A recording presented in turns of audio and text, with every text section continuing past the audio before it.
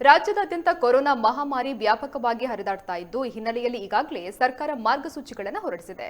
ಇದರಂತೆ ನಾಳೆಯಿಂದ ಮೇ 4ರವರೆಗೆ ನಡೆಯಬೇಕಾಗಿದ್ದ ಎಲ್ಲ ಯಕ್ಷಗಾನ ಪ್ರದರ್ಶನಗಳನ್ನು ರದ್ದುಪಡಿಸಲಾಗಿದೆ ಎಂದು ಶ್ರೀ ಜ್ಞಾನಶಕ್ತಿ ಸುಬ್ರಹ್ಮಣ್ಯ ಸ್ವಾಮಿ ಕೃಪಾ ಪೋಷಿತ ಯಕ್ಷಗಾನ ಮಂಡಳಿ ನಾಗಬ್ರಜ ಕ್ಷೇತ್ರ ಪಾವಂಚೆ ತಿಳಿಸಿದೆ. ಯಕ್ಷಗಾನ ಕಲಾವಿದರ ಹಾಗೂ ಕಲಾಭಿಮಾನಿಗಳ ಆರೋಗ್ಯದ ಹಿತದೃಷ್ಟಿಯಿಂದ ಈ ನಿರ್ಧಾರವನ್ನು ಕೈಗೊಳ್ಳಲಾಗಿದ್ದು ಎಲ್ಲಾ ಸೇವಕರ್ತರು ಸಹಕರಿಸಬೇಕಾಗಿ ಆಡಳಿತ ಮಂಡಳಿ ಹಾಗೂ ಮೇಳದ ಸಂಚಾಲಕ ಭಾಗವತ ಪಟ್ಲ ಸತೀಶ್ ಶೆಟ್ಟಿ ವಿನಂತಿಸಿಕೊಂಡಿದ್ದಾರೆ.